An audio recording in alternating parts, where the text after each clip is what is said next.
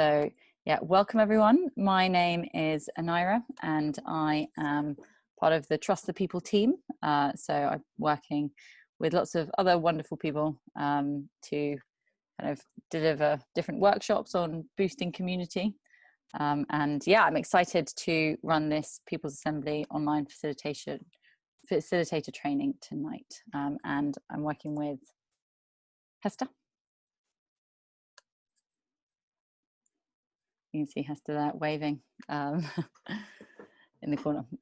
Okay, so before we begin, I'd just like to talk you through some housekeeping. You've got the little microphone in the bottom left of your screen. And if you can just stay muted through whilst we're in this main session to ensure that we don't get any interference. But obviously when you go into breakout groups, unmute yourselves and there will be an opportunity for you to chat to us and ask questions, and in which case then please do unmute yourself. And we are going to be using hand signals, so I'm just going to go through the hand signals in case people aren't familiar with them, and if you are familiar with them then fantastic.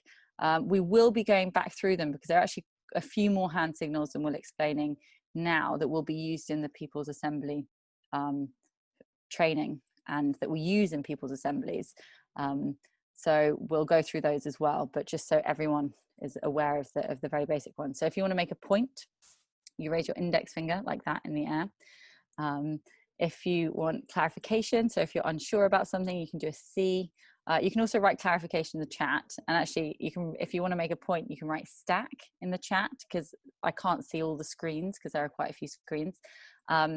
If someone needs to round up, so we will be doing some things that are timed, and they're timed exercises, and hopefully you'll have a timekeeper. If you're being asked to round up, then someone might do this symbol with their hands, a nice circle, or just type round up in the chat. And then we've also got agreement. If you want to agree with what someone said, you can do wave your hands. And if someone's not speaking loud enough or you can't hear them, then you can ask them to speak up, which is like that. So those are the various different signals. And yeah, they will be really useful in the breakout groups. And they're something that we do use a lot in People's Assemblies and in just online workshops. So for everyone who has signed up to this, we've kind of merged two different things. So this is a People's Assembly facilitator training, which is run by the People's Assembly Circle with an XR, but it's with an Extinction Rebellion, but it's also part of the Trust the People workshop, so part of the Trust the People program. And it's not going to be, some of you will have seen that it was advertised as 3 hours. It's not going to be 3 hours. It's going to be about 2 hours and a quarter, and it's got the same core content. We've just merged a couple of the exercises and made them a little bit shorter, and we've got rid of one break. But we've ensured that the facilitator practice that we think is the most important part has a big chunk of the session, and everyone will still get a chance to practice that. So I'm going to give people a bit of context about Trust the People and this learning program. And if you've attended any of our workshops before, please bear with us, or maybe listen to see if you learned something new. But it's just so that everyone has it set within the context. So this workshop is part of the Trust the People program. And Trust the People is a movement that is trying to support the growth of community democracy in the UK in the hope that we can work together with others and shape a society that serves the needs of people and planet. And it was born in Extinction Rebellion's Future Democracy Hub, but now Trust the People is full of people from different groups and different organizations that are all working to try and promote democracy and promote kind of healthy, compassionate communities. And it was born out of a desire for change and a desire to reclaim power. So we do believe that our society currently does not serve the needs of everyone. It's quite depressing, actually. It's very unequal. It prioritizes the needs of people from certain backgrounds and people of certain skin colors. And actually, we think that people are creative, they're compassionate, they're caring. Most people are, and we can help work together to shape a society in which everyone is able to thrive. But to do this, we need to reshape our democracy. And that is what Trust the People is about. We believe that supporting community democracy can transform neighborhoods, wards, then councils, cities and hopefully the country, and try and create a world and society that we're proud of. And our online learning program is all about that. It's all about sharing skills and helping people connect with each other and work with others. And it's got 5 modules, not 10. So the first one is personal processing, which is about connecting with yourself. Group support, which is looking at how you can better connect with others. Engaging communities, which we had last week, which is all about reaching out to others in your community and connecting with those who might be from different backgrounds and who might have different experiences to you. And then this one, our 4th one, is community assemblies. So that's based around people's assemblies and holding community people's assemblies. And then our last one next week is community organizing. So it's all about skill sharing and trying to build a democracy. And we do have a support program called a hives. They're little support hubs. So if you want to join something called a hive, you can be connected with other people who are also interested in community building from across the UK, and you can just support each other as you go out and do what can be quite daunting work. So yeah, and this workshop is part of the community assemblies module, which is all focused around training people in delivering community assemblies. And community assemblies and people's assemblies are a structured democratic way for people to share ideas, to share feelings, to discuss problems, to make decisions, to connect with one another, or to generate solutions. And they offer a means of moving from small community-led actions to mass collective action and campaigning. And this week's setup, if you have been attending the previous workshops, is a little bit different from the previous ones. So whereas in the first 3 modules we repeated the Monday session on the Thursday morning, on the Thursday morning there's actually going to be a different session running that we will also record, and we'll share the details of the different sessions at the end of this workshop. But it's, yeah, slightly different format.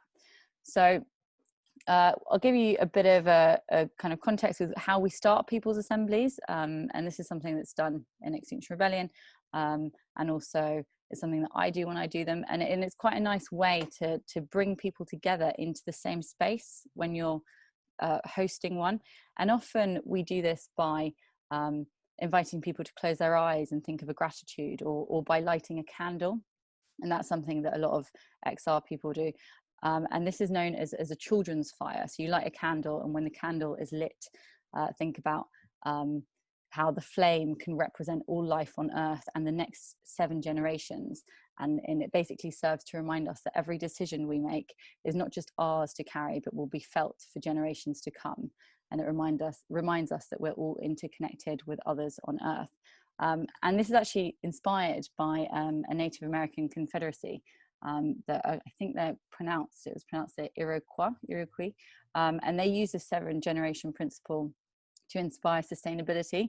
However, I'm not using the candle now because it's not necessarily appropriate for all situations. So it can be really useful to use in spaces where people are quite connected with kind of spirituality and an awareness of interconnectedness with the Earth and the planet. But if you're going into spaces and holding community people's assemblies, it may not be the best thing to do initially, because a lot of people might not actually have made the journey to do that, and might not be able to connect with it in the same way. So I'm just going to ask you to close your eyes and invite you to the space in a different way. And it's really important that when you are running these things, you adapt it to the needs of where you are, and the situation. So I'm going to invite you for a minute and a half just to close your eyes and think about what the ideal democratic society would look like in your opinion, because these are about promoting democracy. So I'm going to give you a minute and a half, and then we're going to go into breakout groups and listen to each other.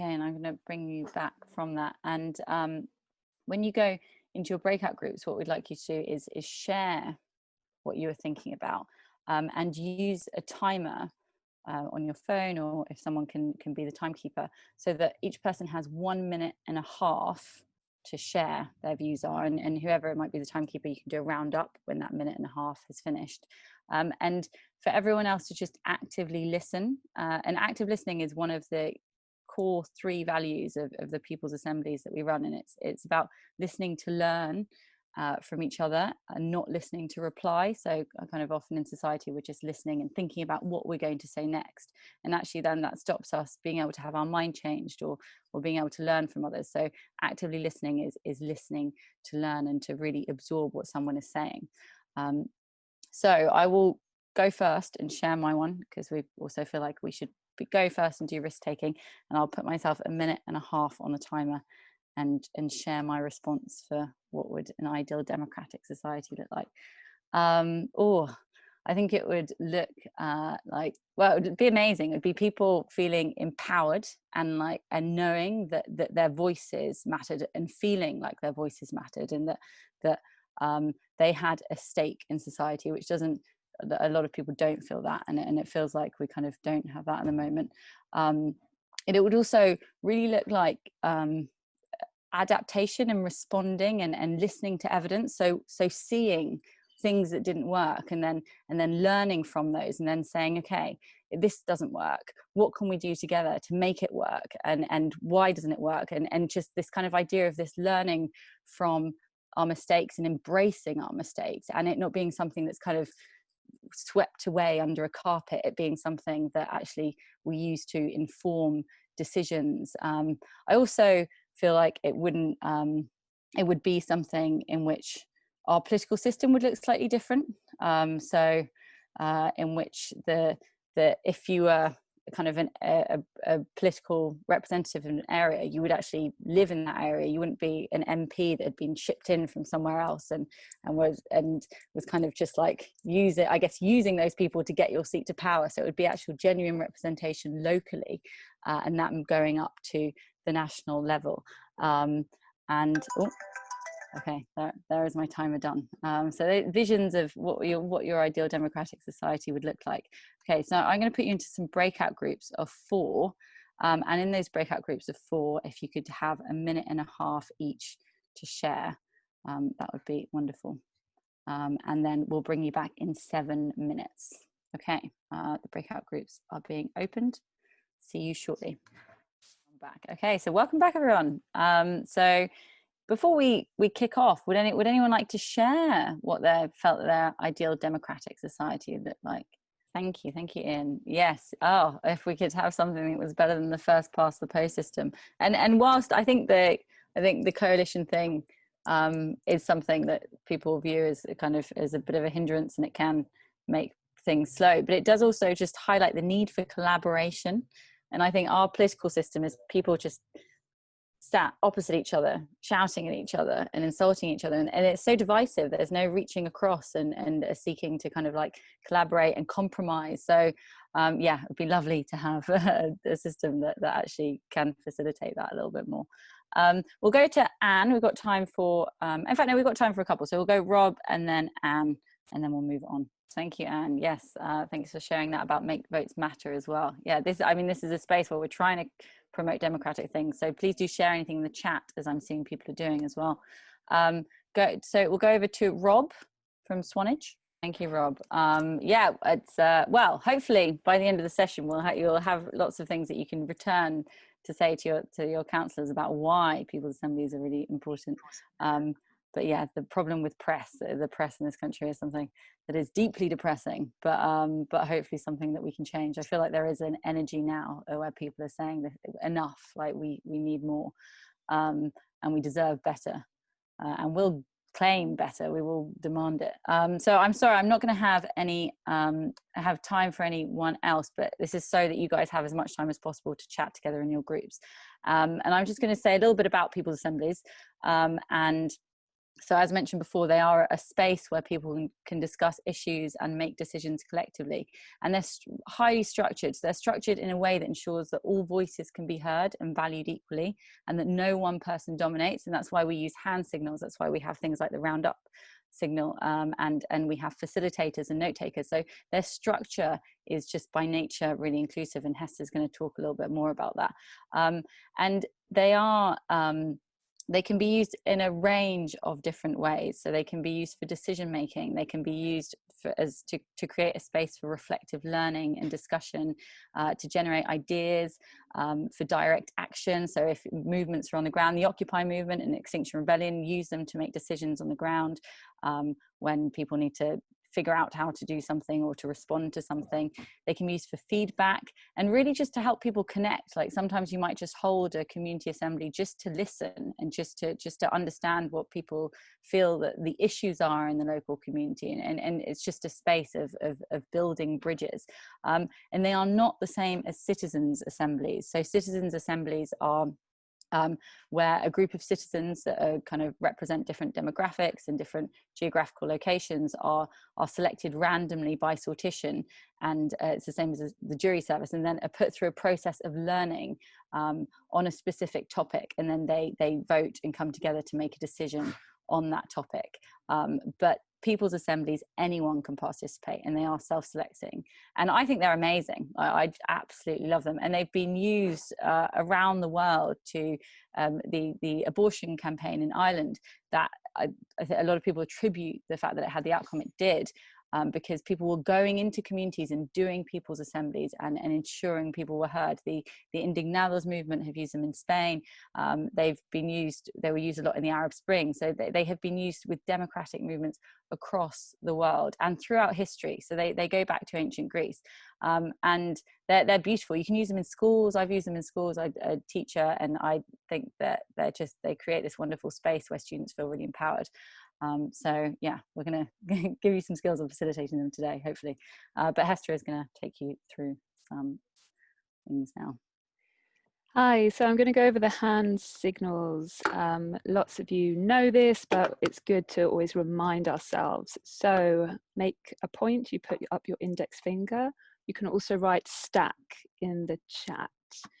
So the facilitator can also choose to stack people's points out of order, because the focus is on making sure that all voices are heard to ensure radical inclusivity. So if you're putting your hand up all the time, you might not be chosen all the time to give space for other people to be heard as well. So direct point, 2 fingers up like so.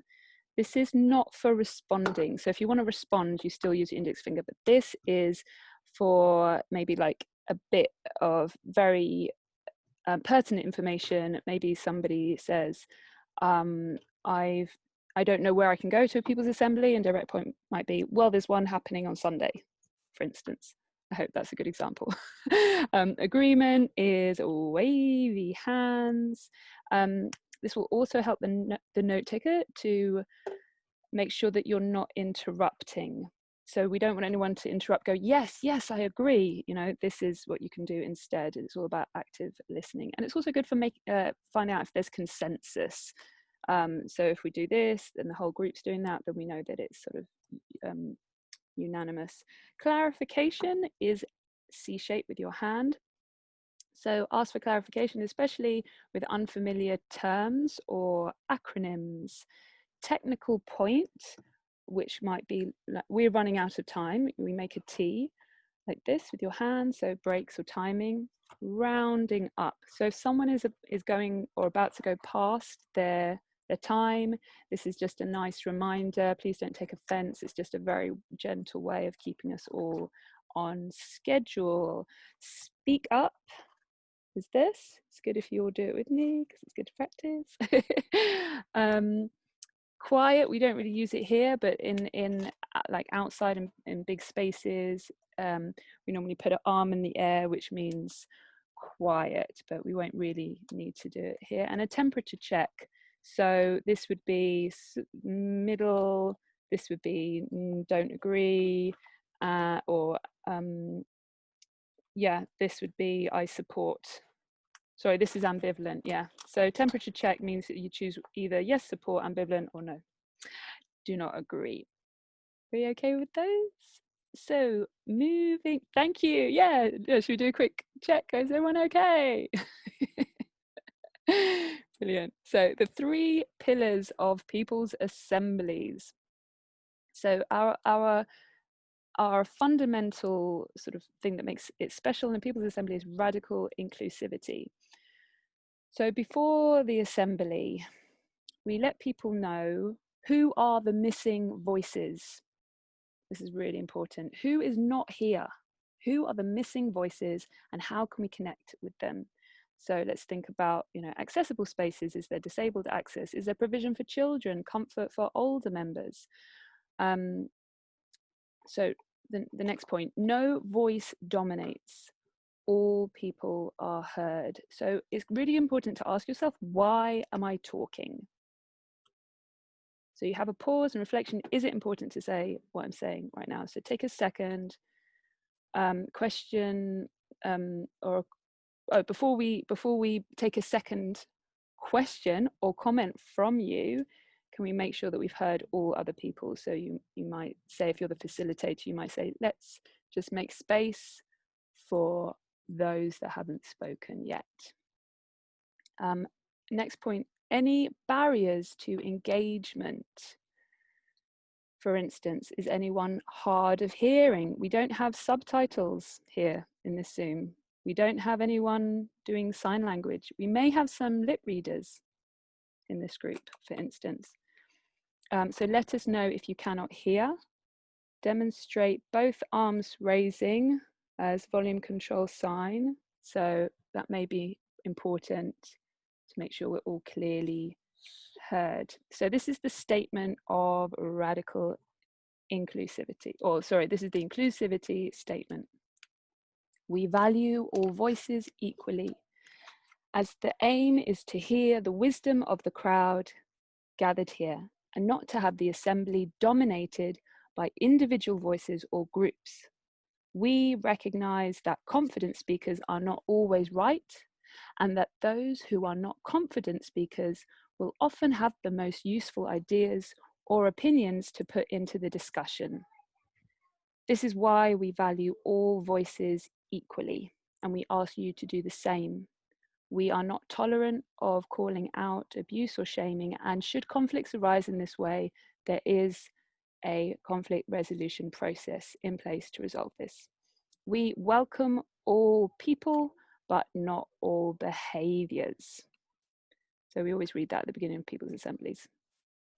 So that's all about radical inclusivity. The next pillar is active listening, which Anaya has already touched upon. So active listening within the assembly context allows the possibility of learning and having our minds changed or our minds opened. So people's assembly isn't an arena for intellectual jousting, like in the picture of Parliament. They sit as far away from each other as they can, so they're beyond a sword thrust, right? We're not here to joust and fight each other. We invite facilitators to watch for people's fingers going up as soon as someone starts speaking, an indicator that they are concentrating on their own response rather than actively engaging in what's being said. So we know when people are active listening because they won't be going. We will take part in an active listening exercise in the next section. Actually, I'm not sure if we definitely got that one in. So that was part of the thing we cut. So yeah. No, we've done before. We just did a bit of active listening. That's right. So these are some sort of bullet points to go next. So listen from the heart, like hugging with your full attention. Support the person you're listening to with non-verbal behavior, which is quite often just, eye contact and I'm fully here. Don't interrupt. No questions other than tell me more, or a similar open question. And this is important. Listening creates a safe space. It helps people feel respected and honored. So the third pillar is trust the process. Trust the People's Assembly process, facilitators, the participants, and the self-organizing system. Facilitators maintain trust by sticking to the agreed process and ensuring radical inclusivity. So back to Anira. Great, thank you, Hester. Thank you for that overview of the hand signals, which when you start doing them lots, they get quite addictive and you end up doing them in work meetings without meaning to. And then also the really important 3 pillars. So now I'm going to give you an overview of people's assemblies, and it might be worth having a pen and paper if you want, if it helps you to note things down. But everything that we share is in our community assembly overview in the manual, and in the follow-up email you'll get all the relevant links as well. So if it just depending on what helps you process things, but I will be speaking for a chunk. So with people's assemblies, there are 3 stages, and the first stage we call the input stage. The second stage is the deliberation phase, and the third stage is known as either the integration or the feedback stage. And the input is the setup and the briefing for the assembly. So it's giving the kind of introductory information before, and just explaining the hand signals. And then the deliberation is the discussion. So this is when people go into small groups, ideally of, depending on how many people you have, but kind of 6 to 10 is quite good, or 8 to 10. And then the integration is the feedback session, and also, so it's where the note takers share what their group has discussed back with the main group, but it's also what happens to the discussions after, and that's something that you will decide beforehand, but I'll go into a little more detail with that. The timings, that just completely depends on how much input is needed and how much group discussion time is needed and how much debrief time is needed. So one simple rule of thumb is that it could be equal amounts for each section, but it just really depends on the kind of assembly that you're facilitating. And actually, I think that the deliberation phase is the part that should be the longest, because that's when people are able to really engage and really connect with people, and everyone's able to speak and listen, and it's not just listening to someone speak at them. So then we have the roles. So each assembly will need lead facilitators, and they're responsible for the overall running of the assembly, for the timekeeping, for the delivery of relevant information, and they could have one or more co-facilitators. So it's if you're hosting a really big people's assembly, then having some facilitators, knowing that some facilitators are going to be there in advance, can be really useful. Particularly if you're doing them on Zoom, because Zoom is just a whole other kettle of fish in comparison to in person. Then it's also good to try and have some diversity with them. So you might want to have people of different genders, or people who have different ethnicities or different experience of running PAs. I'm saying that aware that Hester and I are both 2 white women, so we're not really showing the diversity there, but it is something important to keep in mind. And it can be a really nice space if you've got someone who's really experienced at PA facilitation to support someone who's new and help them build up their confidence. And then you'll have an assembly-wide note taker, and they're responsible for recording the results of the assembly in this kind of final feedback and integration phase. And they're also responsible for putting those results wherever they're destined to go. So if the agreement beforehand has been that they're going to be posted online on an online message board, then the note taker needs to do that as well. If they're going to be delivered to the local council, then that's also the note taker's role. So I'm going to tell you a little bit more about the first section, so an input phase. You can kick off the input phase by doing something that we call a testify. So after you've explained the basic parts of the assembly, so the hand signals and things, you can invite people to speak for a minute or two about what brought them to the People's Assembly, or about something connected to the topic of the People's Assembly. And this can be a really powerful way of getting people thinking about the PA, but also allowing people to learn about others who are present, and help them connect with them, and help them get excited about a topic as well. And we do recommend for these that you try and get a woman to speak first, because it's shown that if not in all cases, but women are less likely to speak after you've had a man speak, and then you might have a succession of men. So it's just something to be aware of, and perhaps be aware of diversity with those as well. And in fact, we could do one model testify now. I'm putting someone on the spot. Would anyone like to speak for a minute or so to say, and you can write stack in the chat, about why they're here today, why they are at this, why they've come to this facilitation training, or why they're involved in anything that's to do with democracy. Graham. Here in my local community, in my ward in Cambridge, there's been an experimental traffic regulation order, one of the ETROs, to enable social distancing and reduce traffic flow on a major road. And it's really divided the community, because irrespective of party lines and how people have voted and so on, there are people that are obviously for the closure of a bridge, so cars can't get over it, only bikes and pedestrians and buses. And there are people who are against it. So there's obviously quite a strong cycle lobby. People that cycle a lot tend to be very much in favour of the closure, but not everyone.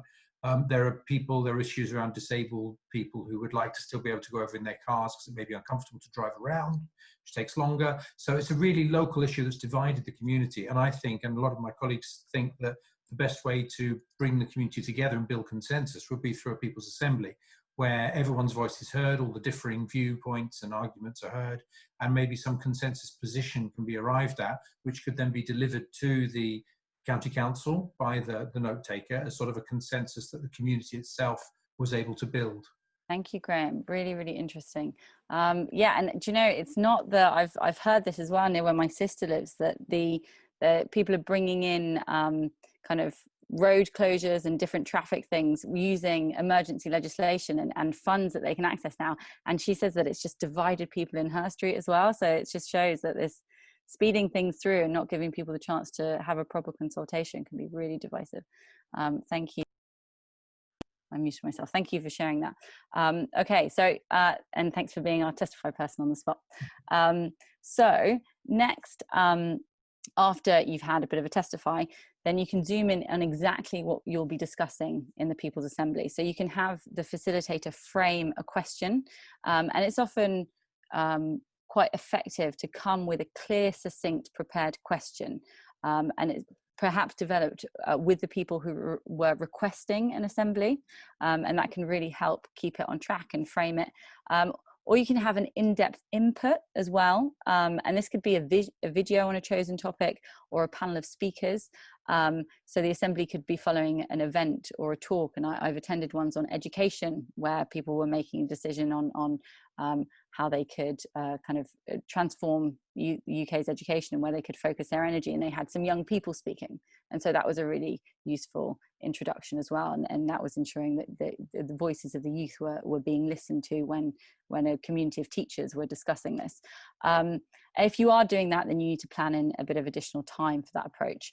The input should be balanced and factual. So if you are providing some input that requires the community to make a decision, then ensure that there has been effective research done, ensure that it's impartial. And if you're having several people's assemblies on the same topic, ensure that you're going to have consistency across all of them. And if you're not using effective inputs, then they can skew the deliberation and therefore deliver unwise answers. And one of our colleagues at Trust the People, he's worked with people doing a deliberation on wind turbines for I think an area in Wales, about whether or not they want to have wind turbines in the local community. And he's really ensured that all of the different views are being presented. So it's going to be done near a peat bog, and so people understand that actually peat bogs are real carbon sinks. And so if you are doing something, make sure that there is a lot of research done so that people are making informed decisions, which doesn't seem to happen when we're having politics in this country. It didn't happen with the referendum. It doesn't happen with a lot of the things that we're not giving access to enough information. So not giving people information can lower the legitimacy of the People's Assembly's results. Consider the question carefully. So pick a topic that people want to discuss. If it's the first community assembly that you're holding in your area, think about what can attract people. The topic can be really, really important, particularly if you're putting up posters about it. And people will show up to something that they care about. So it is worth spending time researching this. Maybe you did a little survey beforehand if you had time. Then phase 2 is when you go into deliberation. So this is when people have the chance to share and discuss their ideas. So you've set up the PA, you've helped people connect a little bit. You put people in breakout groups of, as I said before, 6 to 10, depending on how many people there are. And then each breakout group needs a group facilitator. So you can have someone self-selecting, or you might have people who are known facilitators kind of go and if it's on Zoom, they'll be placed within a group. And they facilitate, they look for the hand signals, they ensure that no one dominates, they keep an eye on time, and they maintain radical inclusivity and active listening, and they can keep note of those who are waiting to speak, but also they can invite those who've not yet shared to share if they want to. So it's quite important to just watch and ensure that everyone is able to participate. Then you have the group note taker, and they summarize the most popular points, and it's good to do this in bullet points, but try and make sure that the summaries are as verbatim, so as close to what the individual has said as possible, and that they're clearly giving the intention. If there is a very clear intention, they shouldn't analyze, they shouldn't synthesize or interpret. And when they are kind of deciding which key points they're going to feed back to the main group, they can look for wavy hands to signify agreement. And that's quite useful for thinking, okay, these are the ones that people would most like to share.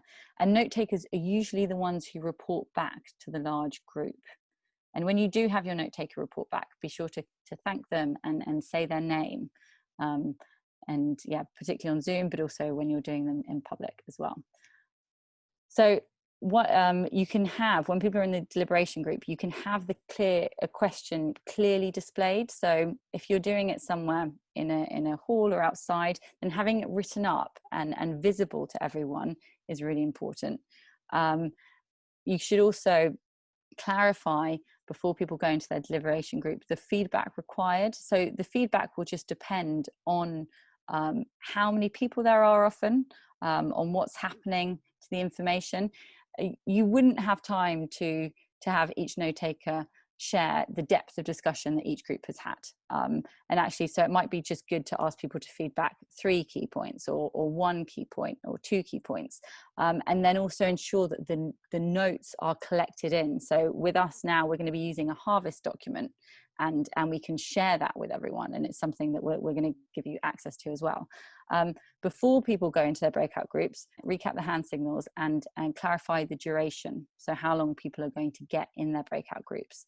And encourage people, if you're doing it in person, to sit with people they don't know, because that can be a really lovely way to go and connect with others. And we do often group and go towards the people who we know, but actually you can learn a lot from people who have different experiences and different perspectives. And give people timed warnings, but not necessarily that it interrupts the flow of the conversation. So if people are kind of having a discussion and you want to make sure that it is radically inclusive, trust that the facilitator will do that. I've been at some people's assemblies where they've kind of been notified every few minutes, and it's really disrupted the flow, and actually leaving it to the facilitator is that we should kind of trust in that process. But you can give them a time warning, say 10 minutes before they're going to come and feedback, and so they can decide on the key points that they're going to feedback.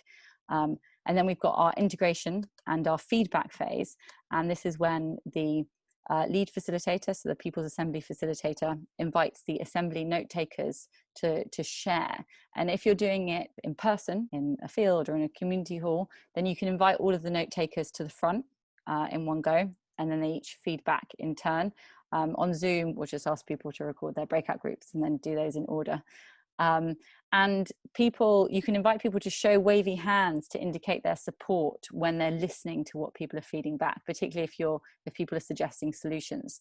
And then we have in this feedback phase the main note taker taking notes on what everyone has said as well, or perhaps recording tally lines. So if it's about making a decision, then it might be for for if you've had one at a protest site for saying, shall we leave this site, then you kind of record the amount of people who say yes. So you can do a tally system if that's appropriate for the assembly. But also having a big whiteboard, if you have that, to record what people are saying can be really nice, because then the assembly participants can see it. And then the assembly note taker feeds the results back to their destination. So if they are going to go to the council, as with Graham's one, if they're going to go on an online board, if they're going to go in a local community newsletter. And as Hester mentioned before, the barriers to engagement, it is really important to think about the barriers to engagement when you're planning a people's assembly, and thinking about where it's being held. Is this accessible to all? So if you're trying to instigate one in your community and it's going to be on Zoom, how are you going to ensure that those who don't necessarily feel that comfortable with using technology can participate? If it's going to be in a building, will that building have disabled access? Will there be toilet provision? What kind of hearing, sight and additional support can you provide people with? And remember that not all disability is visible. So you might want to think about how you can engage with people beforehand. So if you do make a flyer or a poster, you could offer people help, or you could give people a chance to reach out to you on a phone number, on an email, or at an address. And we do have a lot more information on this in our community assemblies manual. So that is a quick overview on the 3 different stages of people's assemblies. We're going to give you a 5-minute comfort break now, so that you can, so that's information can seep in, or so that you can go to the toilet or get some water, or just move around so that you're not kind of sat in the same space. But yeah, we'll give you a 5-minute comfort break.